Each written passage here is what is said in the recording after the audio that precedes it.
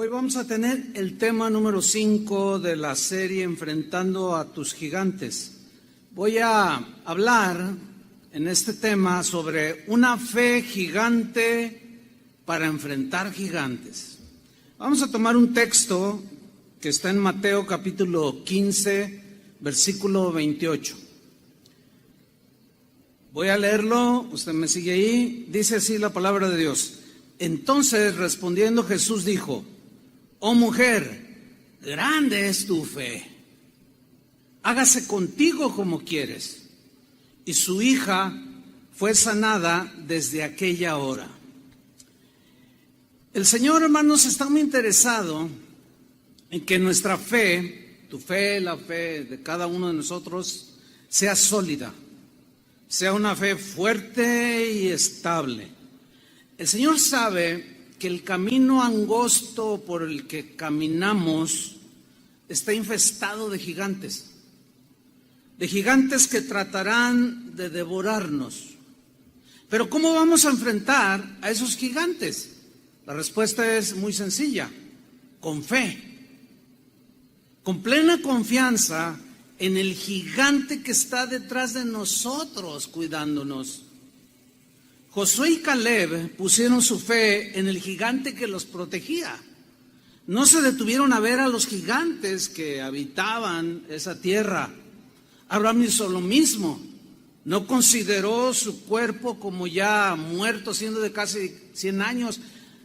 Pablo dice, refiriéndose a Abraham, sino que se fortaleció en fe, dando gloria a Dios, alabando a Dios. Moisés hizo lo mismo.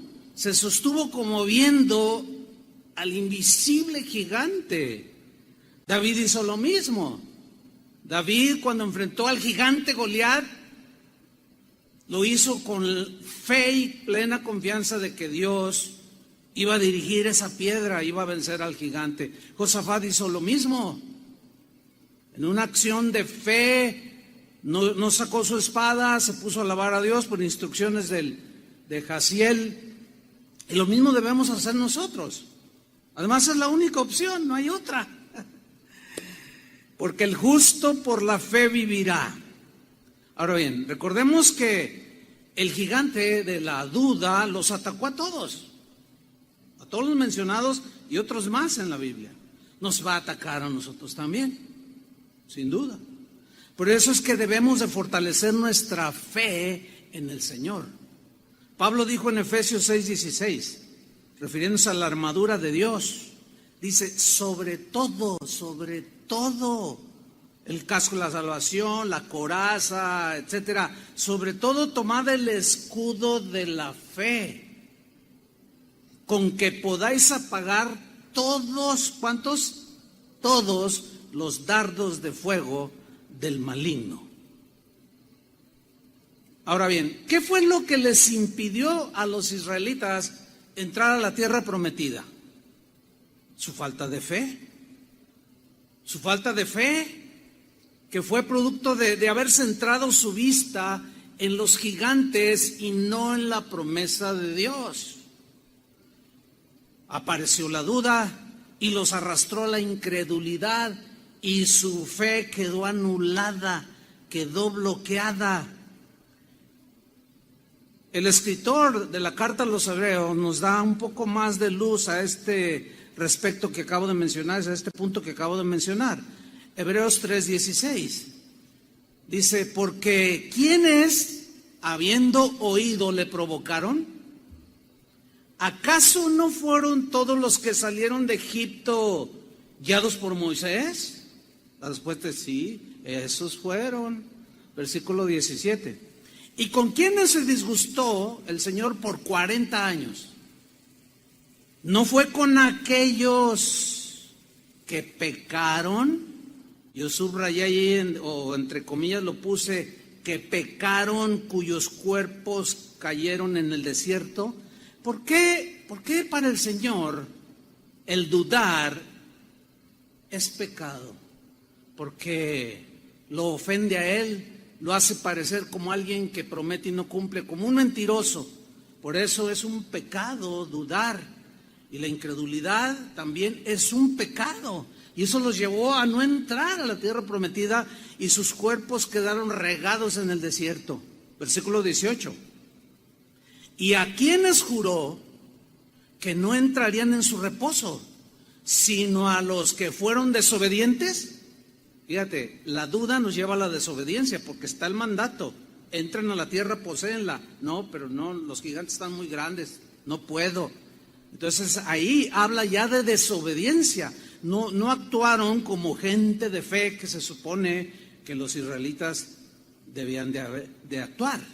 Ahora, fíjate el versículo 19. Vemos pues, hace como una conclusión de este punto, dice, vemos pues que no pudieron entrar a causa de su incredulidad.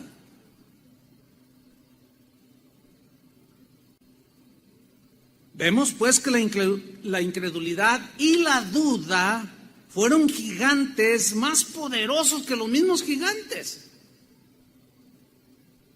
Esos gigantes, quiero decirles, hermanos, siguen vivos.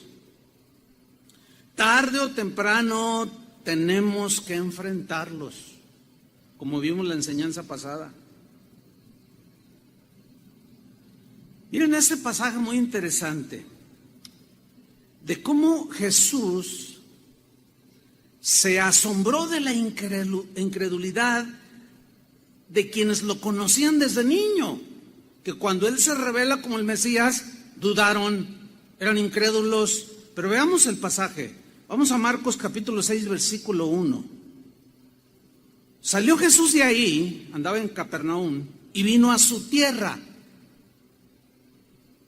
y le seguían sus discípulos.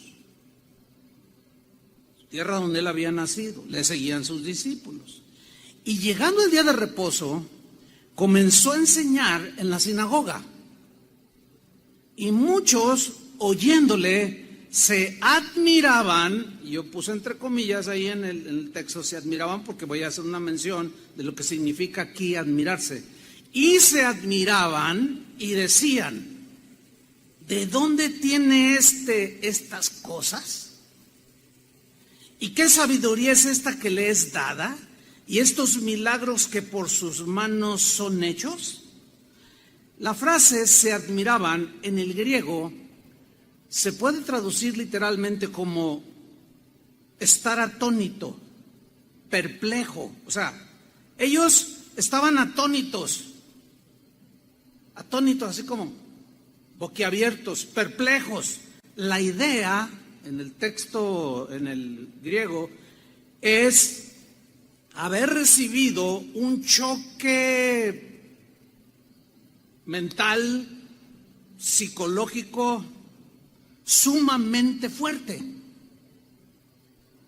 Entonces empezaron a preguntar dudosos, porque lo conocían desde niño, y de pronto se revela como el Mesías, y se quedan atónitos, sorprendidos, y les llega un choque mental tan fuerte que no cuadraba con la fe que ellos tenían en el Mesías, que ellos esperaban, y empiezan a preguntar con mucha duda en el versículo 3.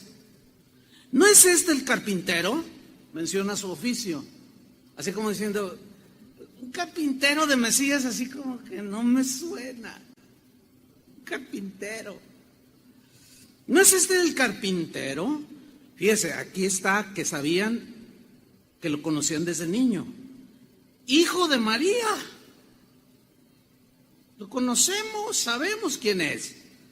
Hermano de Jacobo, y dan punto y coma de su conocimiento que tenían de él. Es el hermano de Jacobo, de José, de Judas y de Simón. ¿No están también aquí con nosotras sus hermanas? Y fíjate lo que dice al final del versículo 3. Y se escandalizaban de él. Aquí escandalizarse significa se sintieron ofendidos, agraviados y escandalizados. ¿Cómo el hijo del carpintero, por favor? No. ¿Cómo es? Él no llena las cualidades del Mesías que nosotros esperamos. y se sintieron agraviados, ofendidos. En la versión Palabra de Dios para Todos, la última frase, se escandalizaban de él, la traduce como, y no podían aceptar a Jesús. No, ¿cómo lo conocemos? Desde chiquillo que jugaba el trompo, las canicas y todo. En la versión Dios habla hoy, al final de este texto, versículo 3, lo traduce como, y no creían en Jesús. ¿No qué? No creían.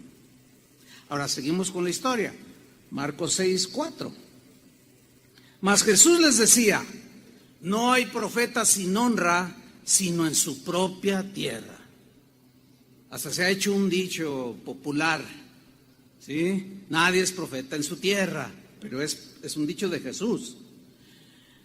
No hay profeta sin honra, sino en su propia tierra y entre sus parientes y en su casa.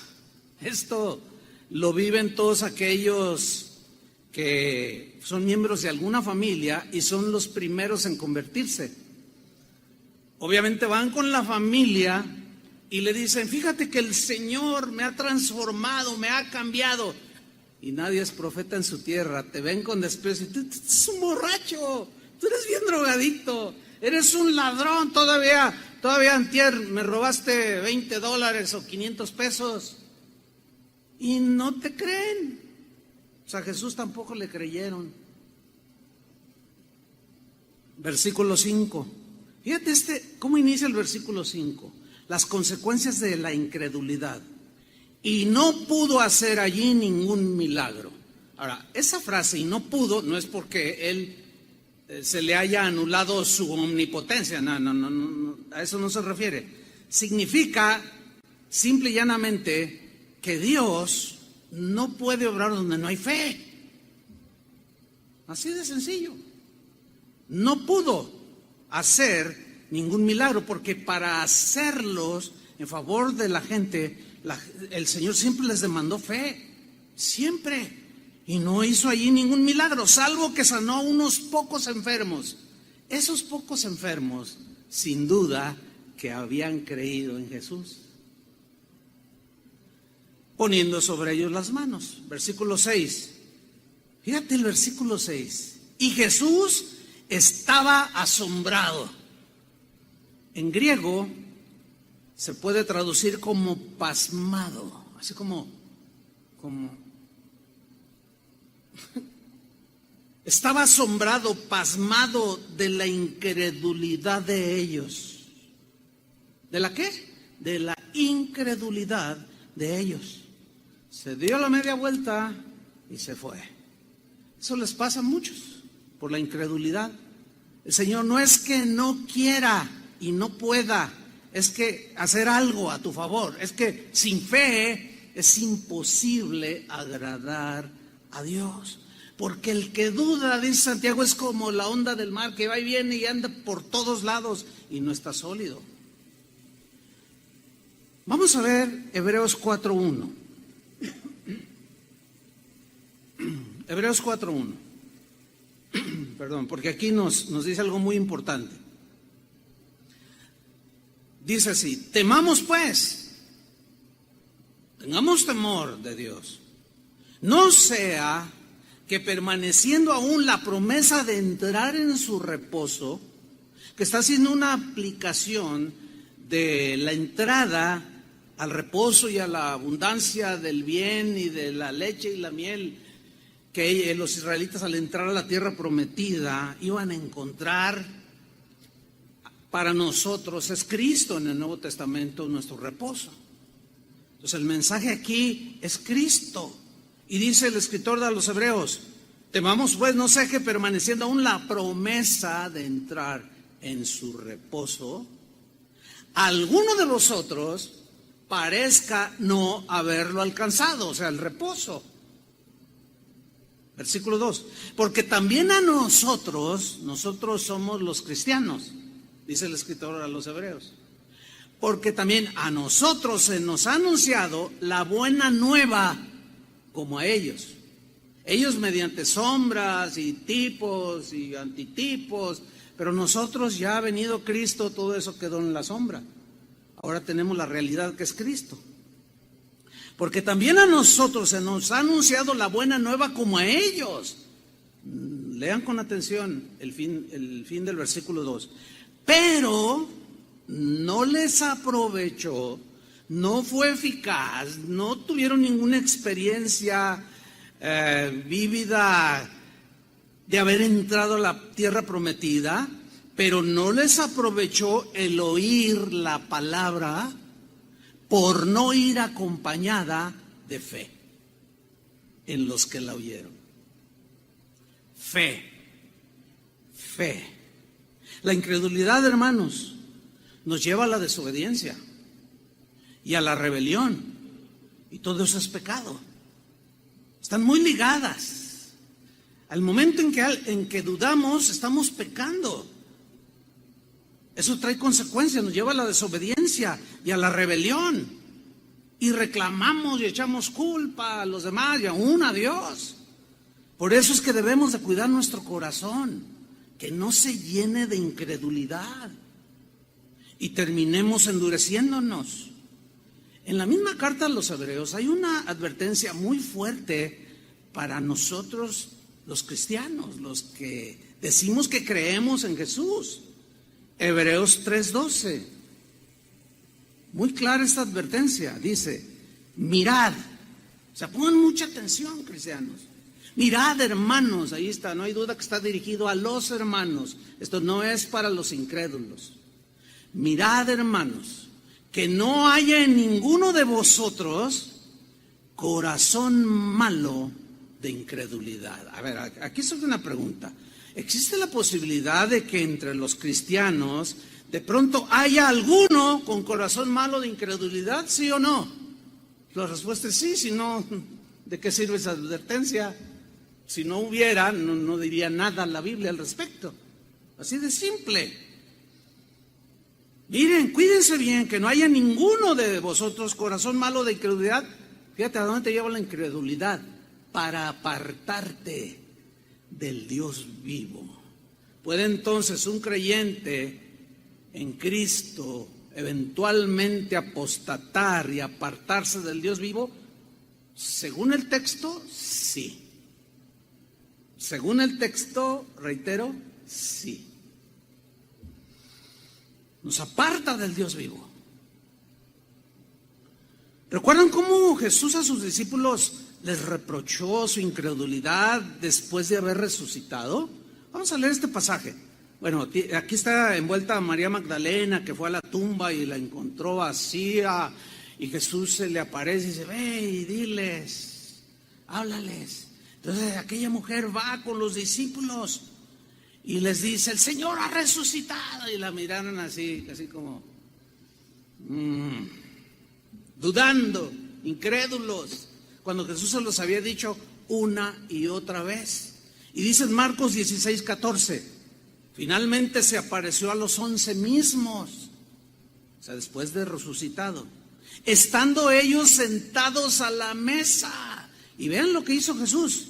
¿Qué hizo? Según el texto, y les reprochó. Reprochar significa aquí reprender. Tiene una idea fuerte de regaño. ¿Cómo es posible? Luego, ¿dónde tienen el corazón? ¿Dónde tienen su mente? ¿Dónde tienen la cabeza? Y les reprochó, los regañó, los reprendió. ¿Qué les reprochó? Su incredulidad y dureza de corazón.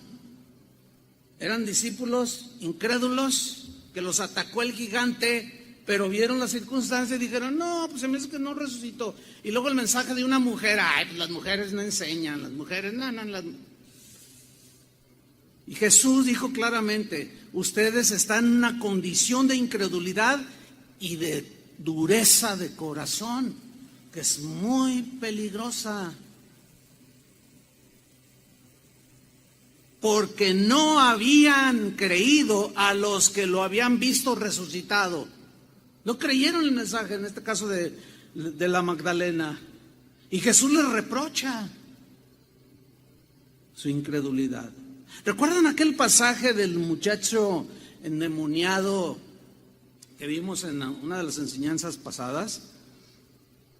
De cómo se acerca el padre con este hijo y le dice: Señor, ayúdanos, hay un demonio que lo agarra y lo estruja y lo azota. Y bueno, ¿se acuerdan en Marcos 9:23 que Jesús le dijo cuando se lo presenta?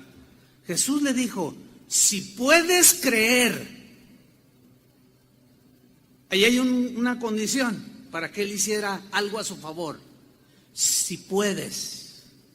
Ahora, aquí hay una pregunta que los teólogos se rompen la cabeza. Yo no entiendo por qué, si el texto es bien claro. Le dice este hombre: si puedes. ¿Qué significa? Que el hombre puede creer, pero algunos no quieren creer, pero sí puede creer. Y aquí le pone una condición, que es creer. Si puedes creer, le dice, al que cree, independientemente de raza, de religión, todo mundo tiene religión, de estrato social, al que cree, todo le es posible. Bueno, ya sabemos que ese todo está enmarcado en el concepto de su voluntad, de ahí no se sale, porque hay cosas que yo puedo decir: yo creo que voy a volar. No voy a volar. O sea, todo aquello que Dios nuestro Padre sabe que nos beneficia, cuando nosotros pedimos y estamos de acuerdo a su voluntad, y yo lo creo, Él obra a mi favor.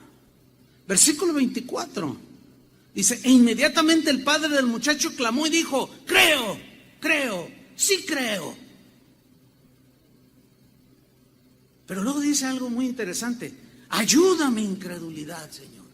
Yo creo, pero ayúdame a tener más fe. Yo quiero tener más fe en ti.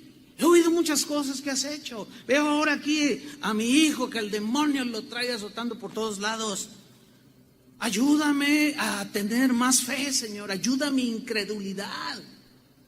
Porque a veces dudo, Señor, pero sí creo. Pero ayúdame, aumenta mi fe. Ayúdame a tener más fe, traduce a alguna otra Biblia. ¿Recuerdan también aquella ocasión cuando Jesús les habló a sus discípulos acerca de perdonar? Miren lo que le dijeron a Jesús, donde está involucrada la fe. Vamos a Lucas 17:3. Dice Jesús: mirad por vosotros mismos. En otras palabras, cuida tu corazón, está alerta, mira bien cómo te estás conduciendo, lo que estás viendo, los pasos que estás dando, lo que estás haciendo. Mirad por vosotros mismos. Cada uno de nosotros tiene que mirar por sí mismo su condición espiritual. Esto es muy importante. Yo tengo que velar por mi propia condición espiritual. Yo tengo que ver por mí mismo. Yo no puedo mirar por ustedes en este sentido. No se puede.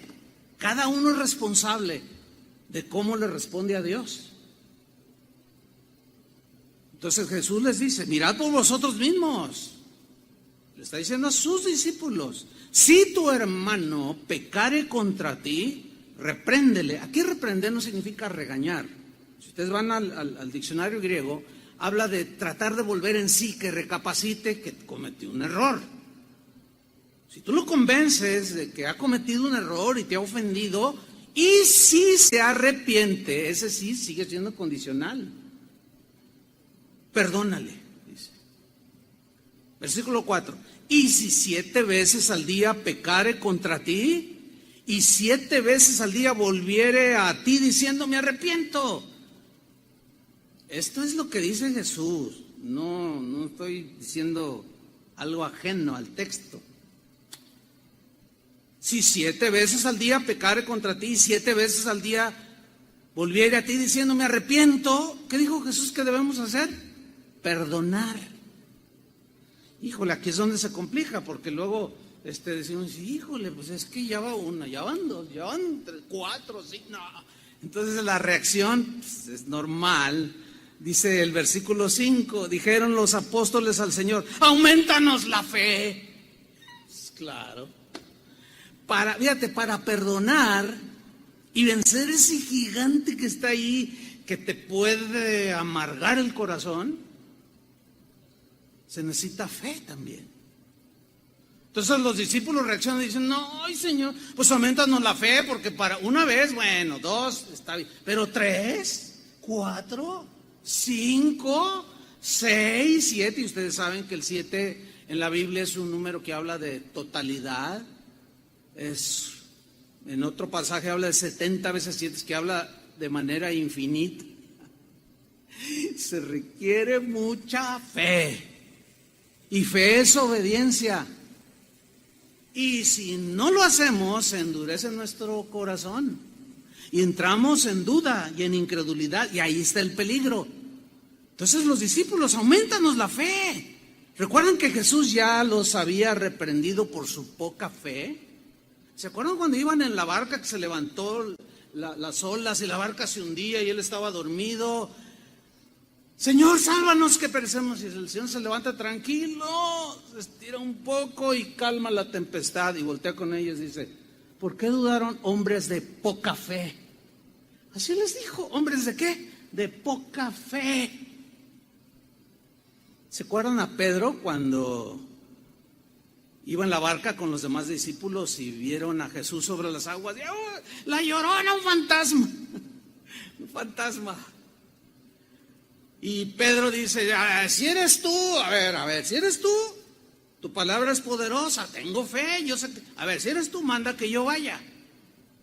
Ven, le dice, y se baja de la y empieza a caminar, pero empieza a ver lo que las olas, cómo se levantaban, quitó su mirada del gigante Jesús, y vio las olas gigantescas y se empezó a hundir. Y al instante, pues, él clama, Señor, sálvame, y extiende su mano y lo levanta, y él sigue flotando en el agua.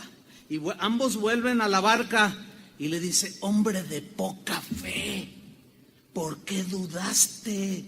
Otra vez les vuelve a decir, de poca fe. En Lucas 17:6, refiriéndonos a los textos que estábamos estudiando, entonces el Señor les dice, si tuvierais fe, ahí está el requisito. Señor, aumentanos la fe, porque para perdonar 7 veces a mi hermano, eso sí va a estar un poco complicado, y como que no, y voy a terminar endureciéndome. Si tuvierais fe, si tuvierais fe, como un grano de mostaza.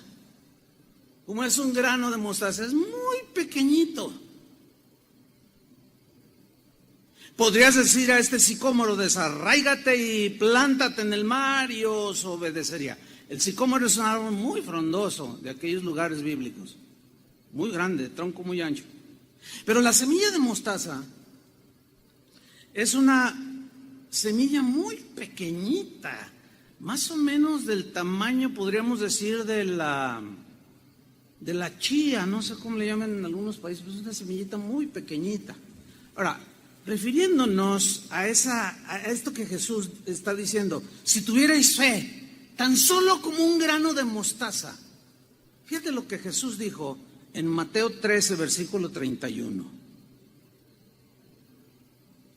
Otra parábola, Mateo 13:31, les refirió diciendo, el reino de los cielos es semejante al grano de mostaza. ¿Cómo es el reino de los cielos? Es una alegoría aquí.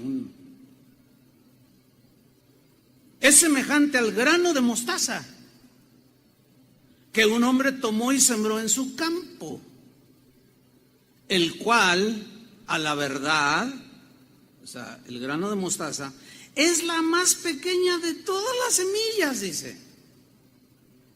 Pero cuando ha crecido, ¿se acuerdan que los discípulos dijeron, aumentanos la fe?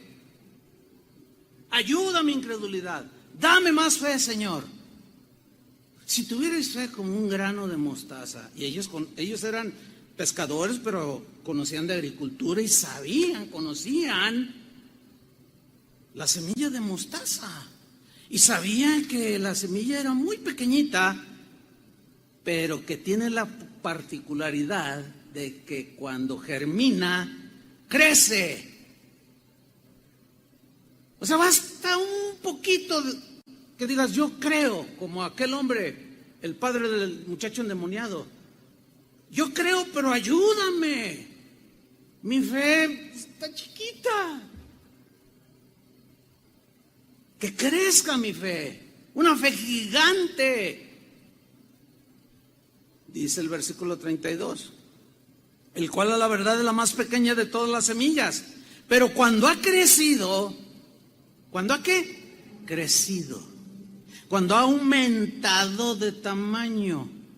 Entonces aquí estamos viendo que cuando Jesús le dice, si tuvierais fe como un grano de mostaza, Él les está diciendo que la fe puede crecer, que la fe en Él puede crecer. Pero cuando ha crecido, esta semilla es la mayor de las hortalizas, que llega a medir hasta 2,5 metros de altura. Y algunos le dicen que es árbol, pero es una hortaliza, porque dice Jesús, y se hace árbol. Jesús lo llama mismo árbol. De tal manera, dice, que vienen las aves del cielo y hacen nidos en sus ramas. O sea, esa semilla de mostaza, esa fe pequeña que tú dices tener, y Señor, es que yo tengo poquita fe, es que no puedo creer. Con esa poquita fe puede aumentar. Ya veremos cómo puede crecer y va a ir creciendo nuestra fe. Hacia ahí nos quiere llevar el Señor.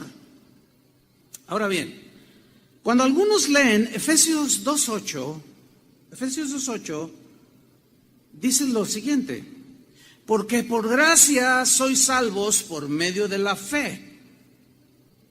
Y esto no de vosotros, pues es don de Dios. Ahora, aquí hay un problema, yo no entiendo por qué se ha generado un problema teológico de siglos, cuando el texto es muy claro. Cuando algunos leen, porque por gracia solo por medio de la fe, esto no de vosotros, pues es don de Dios, entienden de manera inexplicable que la fe es el don. Pero no, la fe es el medio para obtener el don. El don es un regalo, pero el don es precisamente la salvación, no la fe. Aunque sabemos que toda buena dádiva y don perfecto viene de los cielos, pero don en el sentido de, por ejemplo, los dones del Espíritu Santo, que Él te lo da, te da dones naturales, habilidades naturales para que te ganes la vida, pero también nos da dones espirituales, y esos dones son regalos. Eso es lo que quiere decir don, dorea del griego, un regalo de Dios. Para aclarar un poco este punto, que es importante entenderlo, vamos a leer Efesios 2:8 en la versión Palabra de Dios para Todos, donde aquí en esta traducción dice muy claramente que el don es la salvación y no es la fe. Efesios 2:8, Palabra de Dios para Todos. Ustedes fueron salvos gracias a la generosidad de Dios. O sea, esa es la gracia. Regalo inmerecido. Y fíjate cómo lo traduce esta versión, que es clarísimo. Ustedes fueron salvos gracias a la generosidad de Dios, porque tuvieron fe. Porque tuvieron fe. Una y otra vez, si tuvierais fe. ¿Por qué no tienen fe? Hombres de poca fe. Siempre está demandado. Si fuera un don, ¿por qué les reprocha? Si fuera un don, un regalo así de que te regalo como el don de hacer milagros o las habilidades, dones que Dios da a los hombres, pues no tendría sentido que los haya reprochado. Entonces Pedro le hubiera dicho, pues es que no me das el don, no me das fe. No es un don, como algunos lo entienden cuando leen esto. Retomo como dice Palabra de Dios para Todos. Ustedes fueron salvos gracias a la generosidad de Dios, porque tuvieron fe. No se salvaron a sí mismos. Su salvación fue un regalo de Dios. Ahí está muy claro. El don es la salvación, no la fe. La fe es un medio. Ahora, esto es muy importante entenderlo bien. ¿Por qué? Porque la fe es la respuesta de una persona al escuchar el Evangelio de Jesucristo. Miren, es muy sencillo. ¿Crees? Sí. Así de sencillo. ¿Crees? Sí. ¿Crees que Jesucristo vino a morir por nosotros para llevar en su cuerpo todas nuestras rebeliones y pecados? Sí, creo, lo creo. Pero en otros, ¿crees? No creo. Así de simple. Vayan por todo el mundo y prediquen el Evangelio. A todos. El que creyere y fuere bautizado será salvo. El que creyere, esa es la condición. Entonces, si fuera don, les daría a toda la gente don para creer, porque dice la Biblia que Dios no quiere que ninguno perezca, sino que todos procedan al arrepentimiento. Entonces, si fuera un don, pues les daría a todos el don, y ahí caería. Eso no se contempla en la Biblia. La fe es una respuesta al mensaje del Evangelio. Nunca es una imposición, no es un don, es una respuesta que el ser humano da, sí o no, creo. Así de simple, sin tanto rollo teológico. Romanos 10, versículo 13, nos confirma lo antes dicho. Romanos 10, 13. Porque todo aquel, significa indistintamente quien sea, todo aquel, cualquiera que éste sea, que invocare el nombre del Señor, será salvo. Ahora, para invocar el nombre del Señor tiene que haber, y ser salvo tiene que haber previamente algo, y producir algo, y dar una respuesta a algo. Todo aquel que invocar el nombre del Señor será salvo. 14. ¿Cómo pues invocarán a aquel en el cual no han creído? Nadie puede invocar a Jesús si no ha creído en Él. Aquel padre del muchacho endemoniado sin duda que había oído hablar de Jesús. Y sin duda que escuchó, quizás que había sanado el Señor a 2 ciegos y al endemoniado gadareno. Y a medida que escuchaba, algo empezó a surgir acá, que la Biblia lo llama fe, creer, poner tu confianza en este caso en Dios.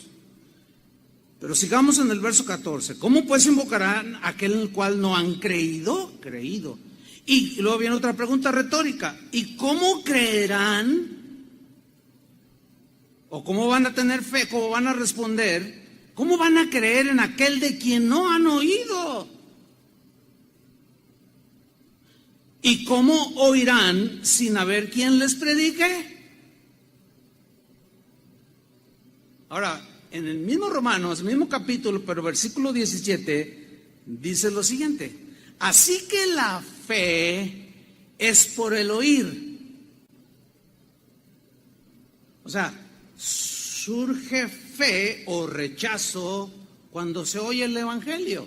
Se cree o no se cree el mensaje del Evangelio. Así que la fe de la Biblia, la fe que el Señor demanda, viene por el oír el mensaje de Jesús. Y el oír el mensaje de Jesús viene por la palabra de Dios. Por eso en Hebreos dice que aquellos que oyeron la palabra la escucharon sin fe. No la creyeron, no entraron. Solo así se entiende el por qué Jesús les reprochó su falta de fe. Es la respuesta que el cristiano o la persona le da al mandamiento de Dios, a la instrucción del Señor, a la advertencia del Señor. a creer en Él y en su palabra. Fíjate, Romanos 10:17, en la versión en lenguaje sencillo, nos los traduce de esta manera. Así que las personas llegan a confiar en Dios, esa es la definición de fe, poner tu confianza en Dios de manera plena. Así que las personas llegan a confiar en Dios cuando oyen el mensaje acerca de Jesucristo. Está claro, ¿no? Yo no sé por qué yo veo que se agarran en internet. Se dan unos agarres entre cristianos que discuten por algo tan sencillo y claro. ¿Se acuerdan de aquellos dos ciegos que se acercaron una vez a Jesús? Mateo 9:27.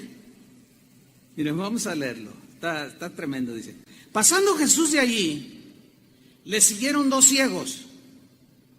¿Cómo lo siguen? Pues no veían, pero seguían a la multitud y con su bastón, qué sé yo, pero lo empezaron a seguir, no en el sentido de que ya eran sus discípulos como los que estaban con él, no, sino que algo habían oído de él, algo iban a pedirle a él. Le siguieron entonces dos ciegos, dando voces y diciendo: ten misericordia de nosotros, hijo de David.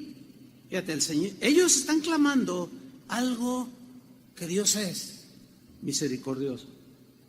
Le están llamando a Jesús misericordioso, el Dios de toda misericordia. ¿Por qué? ¿Qué acaso ellos escucharon en las sinagogas, cuando escuchaban las enseñanzas y hablaban del Mesías y cómo lo describe la Biblia? ¿Qué acaso ellos lo que habían oído de Jesús no se lo estaban aplicando a él? Yo pienso que sí, porque le llaman hijo de David y ese es un título mesiánico 100% aplicado a Jesús. Y llegando a la casa, vinieron a él los ciegos. Y Jesús les dijo, fíjate lo primero que les dijo: ¿creéis que puedo hacer esto? No les digo otra cosa. ¿Tienen fe que yo pueda hacer esto? Que tenga misericordia de ustedes y los haga ver. ¿Creen que puedo hacer esto? Ellos dijeron, sí. O sea, un sí rotundo.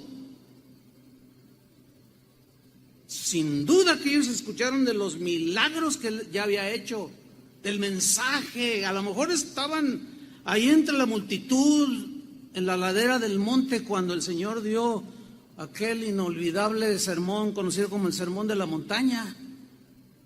Y estaban ahí escuchando.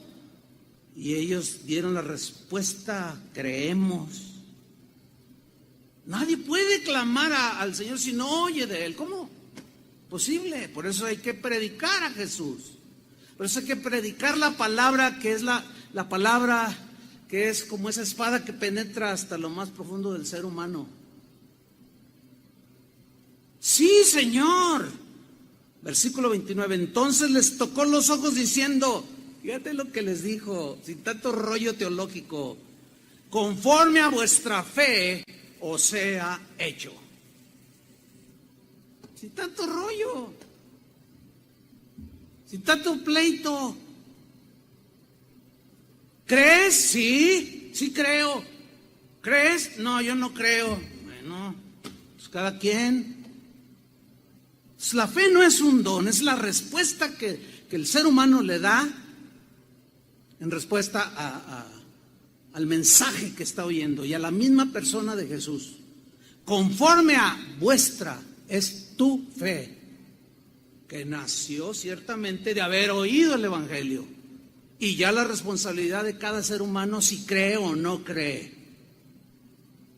Por eso cuando compartimos el Evangelio y nos encontramos con gente, aún hasta ateo, no, yo no creo. Bueno, está bien, no puedes forzarlo a creer. Esa es la respuesta que la persona le está dando. Pero aún así hay que ser pacientes, porque Y más cuando son los de tu propia casa. Jesús lo mismo lo dijo, no hay profeta en su tierra. Yo tardé esperando años para que mis primeros familiares se convirtieran. Pues me miraban y me decían, ay, te conocemos. Conforme a vuestra fe os sea hecho. Vamos a ver otra historia que nos comprueba todo esto que estamos diciendo. Mateo capítulo 15, versículo 21. Mateo 15, 21. Dice así: saliendo Jesús de allí, se fue a la región de Tiro y de Sidón, que era Fenicia allí en ese momento, en ese tiempo. De pronto dice el versículo 22, he aquí una mujer cananea. O sea, no era parte del pueblo judío, era una gentil, vamos, una pagana, idólatra, una mujer que adoraba ídolos y dioses extraños. Esta mujer cananea o sirofenicia dice que había salido de aquella región, clamaba. Yo lo tengo ahí entre comillas porque quiero hacer una anotación acerca de este clamor de esta mujer. ¿Qué clamaba esta mujer? Empezó a decirle, Señor, Señor. Para empezar, le dice Señor. En el griego es Kyrios, que significa el Señor, el que señorea. Ya nada más con decirle Kyrios, algo había pasado en esta pagana que adoraba a otros ídolos. Ella estaba clamando, sin duda, por una razón que vamos a ver más adelantito. Clamaba diciendo, Señor, Hijo de David. Utiliza este título que es mesiánico, 100%. ¿De dónde lo sacó? Pues ni a la sinagoga iba. Y luego en aquellos tiempos a las mujeres ni las dejaban entrar así a primera, las tenían por allá. Como hoy algunos a la mujer la tienen por allá. Nosotros las tenemos cerquitas, como Jesús lo hizo. Señor, Hijo de David, ten misericordia de mí. Ahora, acuérdense que los discípulos están ahí alrededor, va con ellos. Yo me imagino así, pienso que así la escena más o menos, así como mirándole, esta es una pagana, es una filistea, es una cananea, este es hija de los pueblos, esos idólatras, inmorales, despreciados por nosotros, el pueblo de Dios.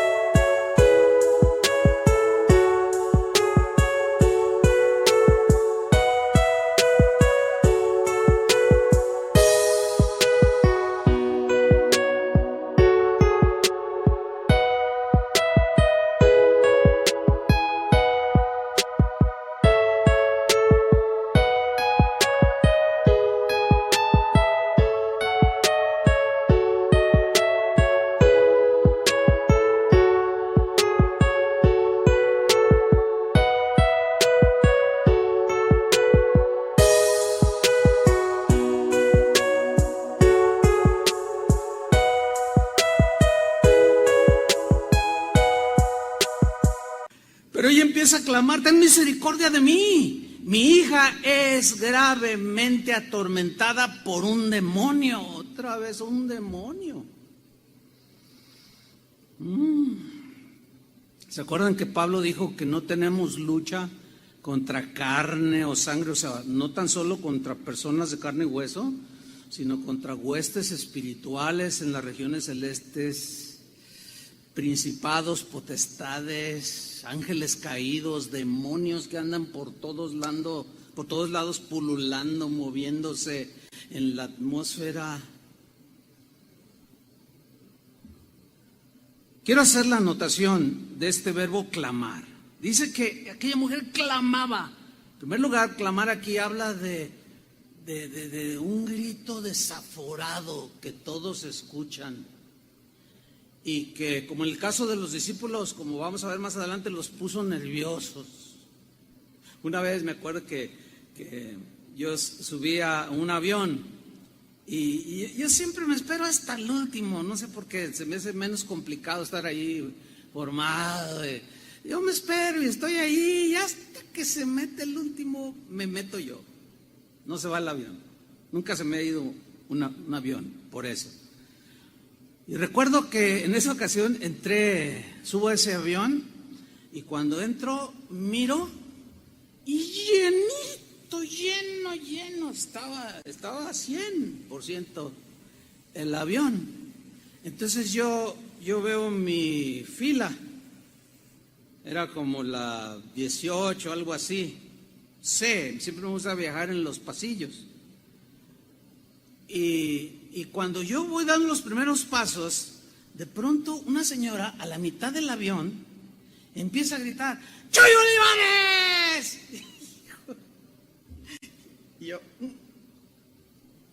Y Chuy Olivares, que predica el evangelio, gloria a Dios, hermano, qué bendición.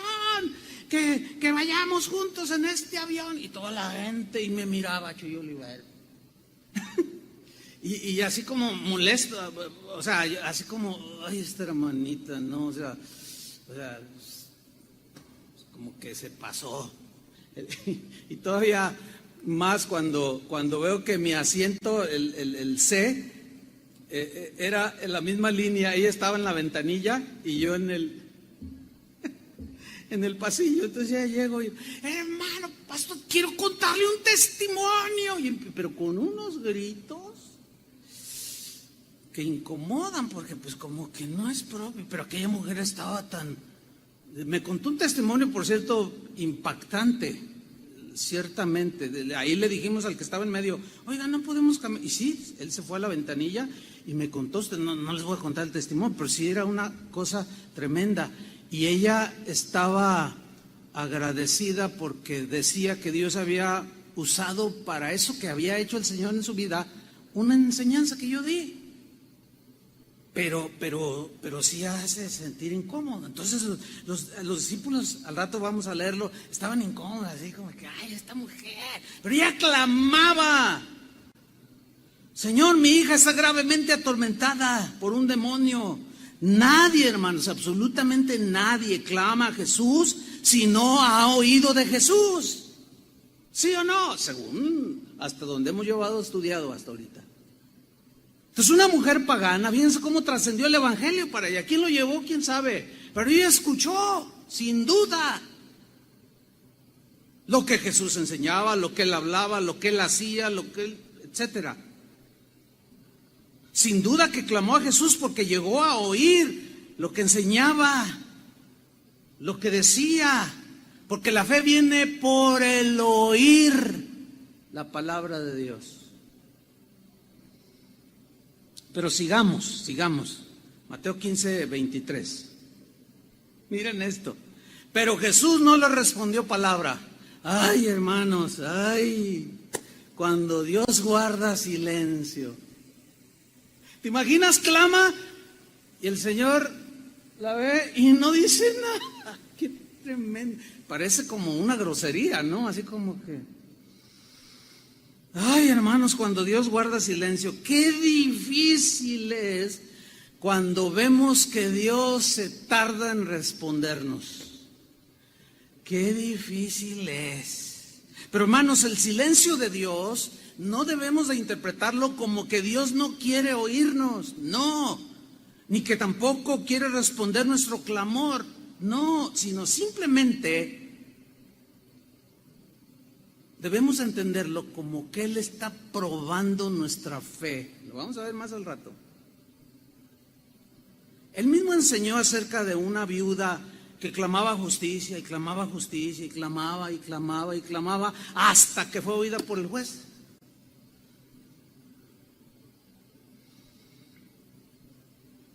¿Se acuerdan de Abraham, que esperó 25 años para ver cumplida la promesa de Dios de darle un hijo? Fue justamente en ese lapso donde el gigante de la duda se le apareció a Abraham y lo atacó, y tuvo un hijo, Ismael, fuera del matrimonio, y las consecuencias las tenemos hasta el día de hoy. Todo, ¿por qué? Porque nos asalta la duda. Cuando Dios calla, hermanos, no lo entiendas como que Dios no quiere hacer nada, sino más bien es: Señor, ¿cómo lo vas a hacer? Porque algo hará. A veces la respuesta del Señor es no, a veces es sí, a veces es inmediata, a veces tarda. Ese es según su propósito en su soberanía. Él es exacto. ¿Recuerdan cuando le avisaron a Jesús que su amigo Lázaro, a quien tanto él amaba, estaba enfermo de gravedad? Bueno, ahí en Juan capítulo 6, 11, perdón, Juan 11:6, ahí nos dice: cuando yo, Jesús, cuando yo pues que estaba enfermo de gravedad, Lázaro, su amigo, a quien él amaba, miren lo que hizo: se quedó 2 días más en el lugar donde estaba. Cualquiera de nosotros lo hubiera interpretado como: pues no, que tanto lo amaba, hipócrita. No, inmediatamente uno tiene que estar allí. Pues quizás en el caso de nosotros sí, pero en el caso del Señor, que todo lo sabe, pues Él todavía 2 días esperó. Y luego dice: vamos. Dice: no, ya para qué, ya se murió. Dice: no, dice Jesús: Lázaro no ha muerto, está dormido.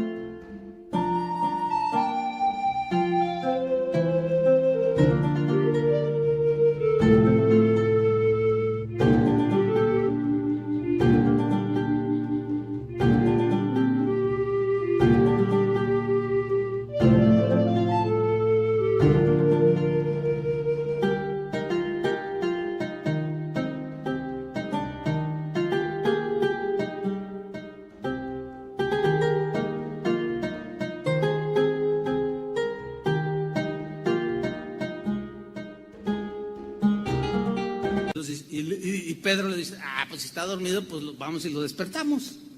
Y lo ve el Señor y dice: ay, Pedro, ya se murió. Lo que hizo Jesús es utilizar un eufemismo, que en la Biblia el dormir es un eufemismo, una expresión que significan en los términos bíblicos: se murió. Y cuando llega delante de sus 2 hermanos: si hubieses estado aquí. Bueno, no estuve allá. Y a lo mejor no sé, cualquiera de nosotros le hubiera reclamado: pues no, que tanto lo amabas, 2 días te tardaste. Cuando Dios se tarda en contestar. Ay, hermanos, todas estas lecciones deben de producir fe. Ese es el punto aquí. El Señor no pierde el control de ninguna situación. Ahora, ¿por qué hacía esto Jesús? ¿Por qué esa mujer clama y la mira y no le contesta nada y sigue caminando? ¿Por qué hace eso con Lázaro y sus hermanas? ¿Por qué hizo eso con Abraham? ¿Saben por qué? Para probar la fe, para probar su fe. Y sin duda hará cosas iguales o muy semejantes con nosotros, para probar nuestra fe. ¿Para qué Dios prueba nuestra fe? Dios sabe que nuestra fe tiene que ser probada para purificarla, para fortalecerla y aumentarla, crecerla. Llegó el tiempo en la vida de los discípulos de Jesús, en el caso de Pedro, en que aquel hombre de poca fe, que había dudado y que había estado con los otros discípulos cuando dijo: Señor, aumentanos la fe. No podemos con esta fe chirris pequeñita que tenemos. Llegó el tiempo en que Pedro, aquel hombre de poca fe y que había dicho: aumentanos la fe, entendió que Dios tiene que probar la fe. Y él lo dejó plasmado en su primera carta, en el capítulo 1, versículo 5. Esto lo escribió, créanmelo, yo no tengo duda de que en su mente estaban los episodios que él pasó con Jesús, cuando le reprochó su falta de fe, cuando dudó, cuando dijeron: aumentanos la fe, si tú eres fe como un grano de mostaza. Y ellos estaban entendiendo la lección. Es que el grano de mostaza está chiquito, pero crece. Entonces mi fe puede crecer. Exactamente. Y aquí él nos dice cómo trabaja este crecimiento de la fe, cómo es purificada y fortalecida. 1 Pedro 1:5. Que sois guardados, o sea, los cristianos, por el poder de Dios. Ahora, para fin de poder yo estar seguro que soy guardado por el poder de Dios, no tengo que dudar de su omnipotencia. ¿Me explico? Él es todopoderoso. Y en mi corazón tiene que haber una convicción de que Dios me guarda. Y aún lo que Él permitiera que sucediera, también ya sabemos que a los que amamos a Dios, todas las cosas nos ayudan para bien, para aumentar nuestra fe en este caso. Y aunque se tarde el Señor, que sois guardados por el poder de Dios, otra vez, mediante la fe. Así como por gracia somos salvos por medio de la fe, mediante la fe. De igual manera, mediante la fe, yo tengo que estar seguro que Él me guarda con su poder inigualable, con su omnipotencia, que si yo estoy en el hueco de su mano, nada ni nadie me puede tocar. Y si permite alguna situación, es porque Él estará probando mi fe, y yo y tú tenemos que darle una buena respuesta. A lo mejor estamos en el nivel de los discípulos en sus inicios. Ay, Señor, aumentanos la fe. Porque para hacer esas cosas de perdonar tanto, pues como que se me hace que no voy a poder. Aumentanos. Si tuvierais fe como un granito de mostaza. Sigo leyendo a Pedro. Que sois guardados por el poder de Dios mediante la fe, para alcanzar, fíjate, la fe, guardados con su poder mediante la fe, para alcanzar la salvación que está preparada para ser manifestada en el tiempo postrero. Es decir, que mientras yo camine en esta tierra tengo que mantenerme en fe y con fe.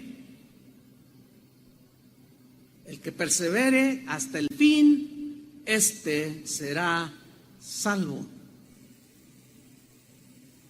Entonces tengo que perseverar. Se va a aparecer el gigante de la duda, como dice el canto que compuso Chuy, creo. Chuy García compuso ese canto. Y que cuando venga el gigante de la duda se va a aparecer, y la incredulidad y otros que andan por ahí en la tierra. Tengo que enfrentarlos con fe. Para llegar a la meta, como dijo Pablo, en este caso. He llegado. Ya está pronta mi partida, he guardado la fe. Ahora me espera la corona de justicia que Dios dará a los que caminaron con Él y a todos los que esperan su venida, dijo todos los apóstoles. Versículo 6, en lo cual, o sea, en el poder de Dios, mediante la fe, para llegar a la meta, en lo cual vosotros os alegráis. Estamos en el trayecto, como los tuvo Moisés, Josafat, Abraham, el mismo Pedro, los apóstoles. Estamos ahí en ese camino y nos alegramos de saber que Dios está con nosotros. Pero mira lo que dice ahora, y aquí viene el punto. Aunque ahora, en el tiempo presente, en tu tiempo presente, hoy, o puede ser mañana, aunque ahora, por un poco de tiempo se refiere a lo corto de nuestra vida. Por un poco de tiempo, dice, si es necesario. Hay una traducción que dice, cuando sea necesario, que tengáis que ser afligidos en diversas pruebas. Porque Abraham estaba afligido porque Dios no le respondía. Moisés estaba afligido estando enfrente del Mar Rojo. Josafat estaba afligido de ver un gigantesco ejército que venía contra él. Versículo 7. Para que, sometida a prueba vuestra fe,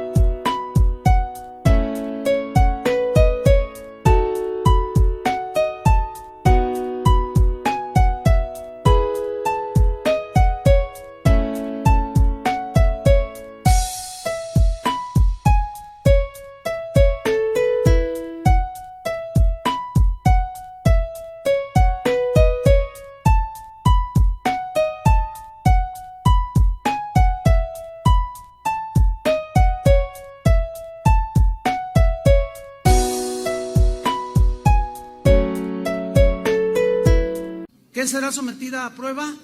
Vuestra fe. Si fuera un don, pues es perfecto. No tendría que ser puesta en prueba. No, sino lo que vamos generando, la confianza que vamos generando a medida que caminamos con el Señor, creemos su palabra, dice, para que sometida a prueba vuestra fe. Y fíjate cómo dice Pedro, ya a estas alturas, él ya había entendido muchas cosas. Su fe ya había aumentado, ya había crecido, ya sabía que las pruebas, el Señor estaba, las pruebas que vivió, él ya en ese momento sabía que Jesús las había permitido para aumentarle la fe. Esa fe, dice, mucho más preciosa que el oro. Yo te pregunto, ¿qué prefieres tener? ¿Mucho oro o mucha fe? ¿Cómo que las dos? ¿Alguien dijo los dos? Bueno, el problema con eso es que a veces el que hay quien tiene los dos. Yo conozco gente que tiene los dos, pero también compartiendo con este tipo de cristianos me han dicho, a veces tengo una lucha bien fuerte de no depender del Señor porque tengo dinero. Pero a fin de cuentas, pues, como el porcentaje de ricos en el mundo, pues en comparación con, pues, es muy poco, ¿no? Entonces, bueno, ¿qué prefieres? ¿Tener mucho oro, mucho dinero o mucha fe? Díganlo los tres que están aquí, porque los de la televisión pues no los oigo.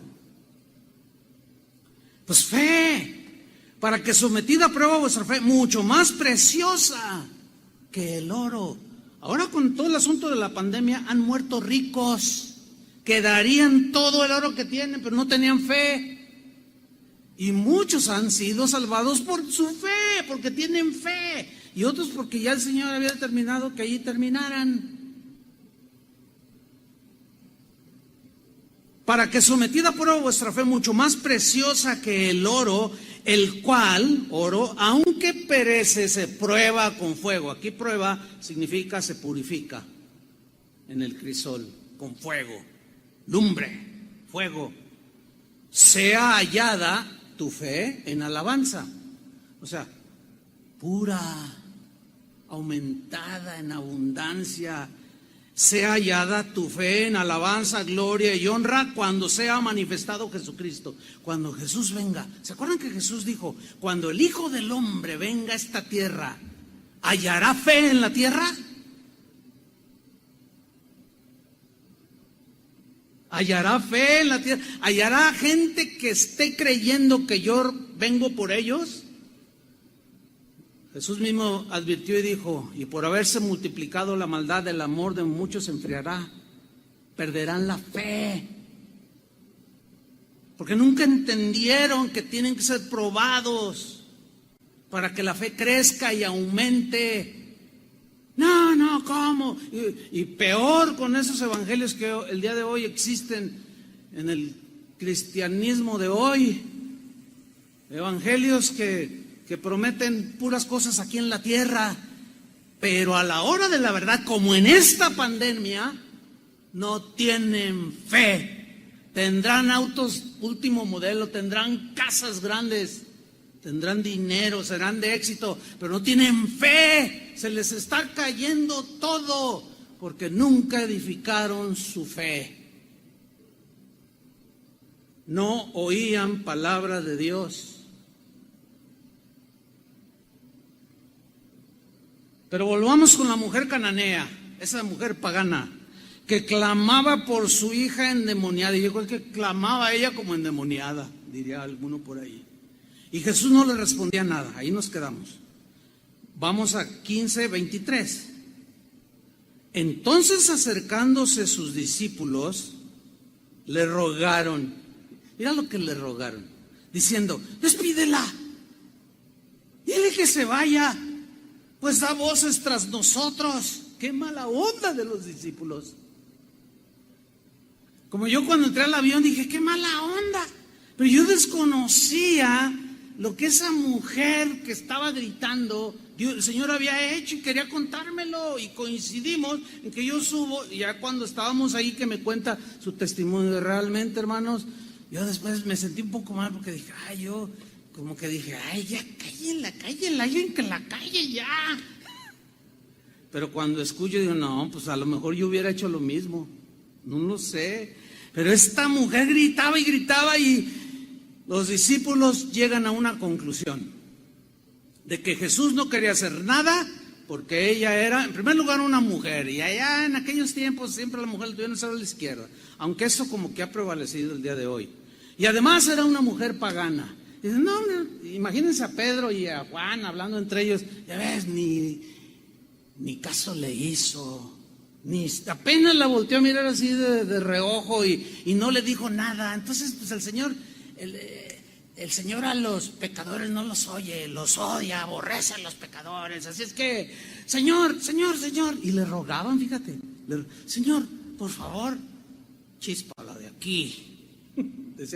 Dicen aquí en México, ¿no? Córrela, que se vaya, Señor. Y miren la respuesta de Jesús. Él respondiendo dijo, no soy enviado sino a las ovejas perdidas de la casa de Israel. O sea, todos están un montón de incrédulos. Y la señora oyendo, y, no, pues yo no soy de Israel. Pero también había dicho, Juan lo registra, hay otras ovejas que no son de este redil, refiriéndose a Israel. Y también vengo por esas. Y como que a lo mejor recordó, o a lo mejor escuchó que Jesús había dicho eso, y no le importó a la mujer y se mantuvo allí. Versículo 25, entonces ella vino y se postró ante él. Ven cómo algo tan fuerte estaba en su corazón, producto de lo que había oído, y le dijo, Señor, socórreme. Y todavía Jesús en el 26 respondiendo, él dijo, no está bien. Yo me imagino a la mujer, porque dice que esta mujer llegó y se postró, y yo me la imagino así, a los pies de Jesús, y agarrándose de su túnica, y diciéndole a Jesús, no está bien tomar el pan de los hijos, o sea, de todos este montón de incrédulos de poca fe. No está bien darles el pan de los hijos y echarlo a los perrillos. Fíjese, los israelitas, a los cananeos, a los samaritanos, a todos los que no eran judíos, de manera despreciativa les decían perros. Pero Jesús utiliza una palabra que se traduce aquí perrillos.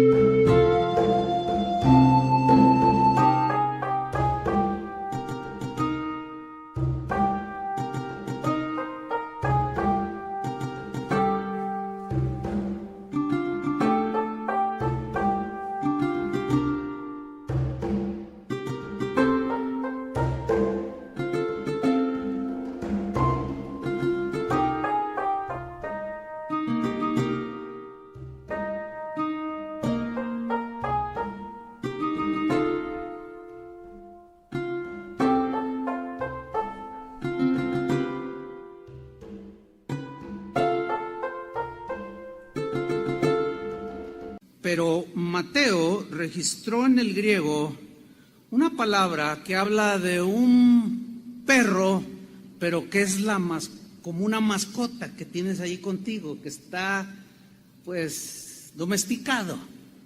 Una mascota que tú aprecias, que tú quieres, que tú la abrazas y estás comiendo y a veces... ¿Cuántas veces no se ha visto esto? Yo tengo una mascota, el Chícharo, no está muy chiquito, pero yo he visto a gente que tiene perritos chiquitos y están ahí comiendo y luego y el perrito. Y Jesús utiliza esta palabra perrillos, no de manera despreciativa como los discípulos. Bueno, le iba a decir, pero suena muy fuerte, ¿verdad? Despide a esta. Ustedes ya imagínense, ¿no? Jesús, no te puedo dar del pan de los hijos, le corresponde a los hijos y no puedo echarlos a los perritos domesticados, aunque andes aquí rondando, mujer. Fíjate el versículo 27. Y ella dijo, sí, o sea, admitió, soy así.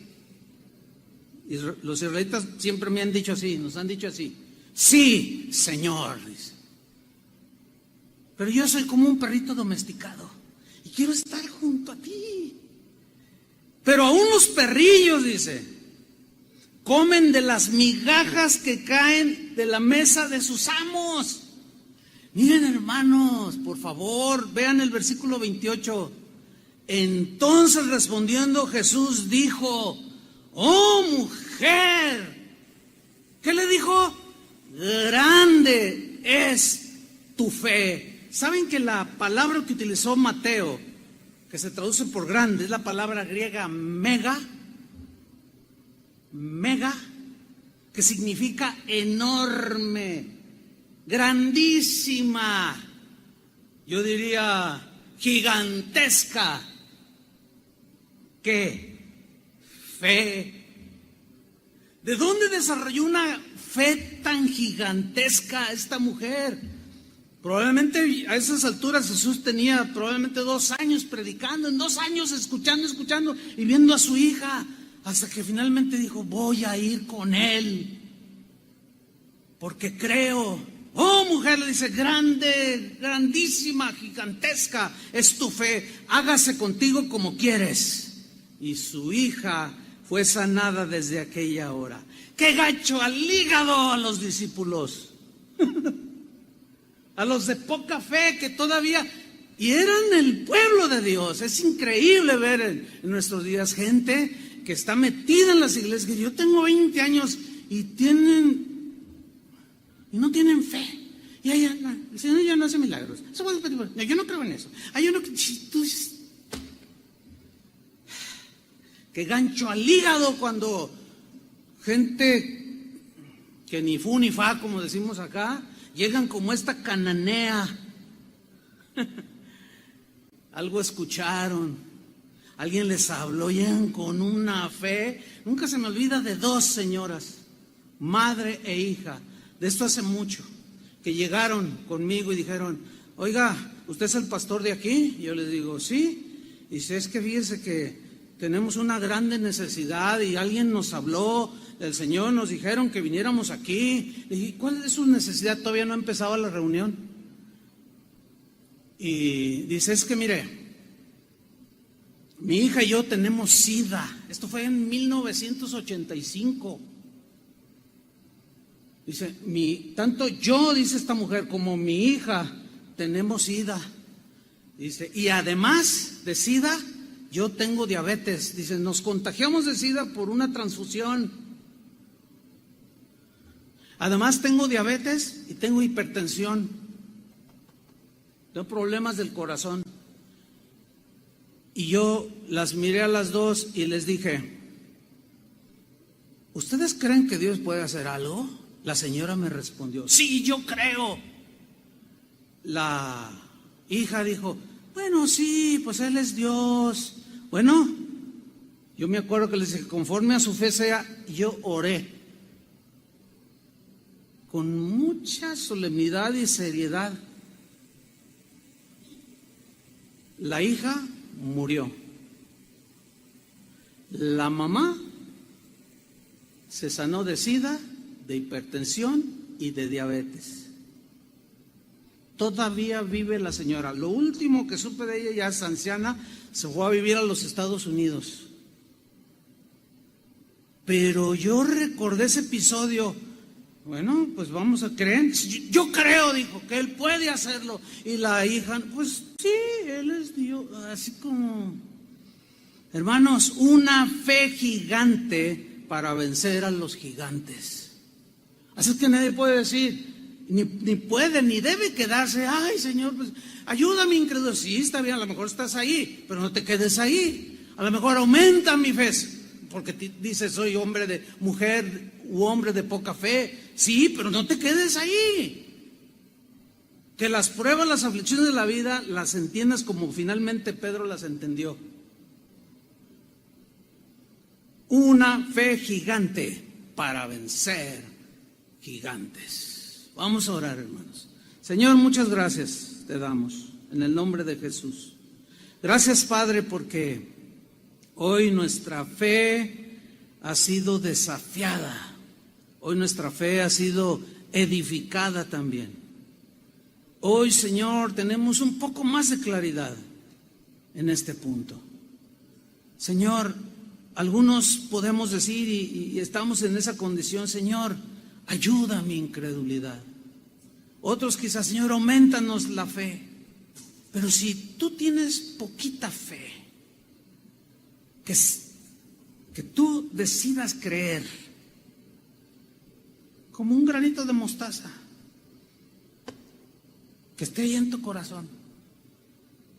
¿Cómo puedes alimentar ese granito de mostaza? Sembrándolo en tu corazón, regándolo con el agua de la palabra. Así empieza a germinar y empieza a crecer y a crecer y a crecer y a crecer y a crecer. Y se hace un árbol. Aumentó, creció. Señor, aumenta la fe de aquel que necesite ser aumentada. La única manera es probando nuestra fe.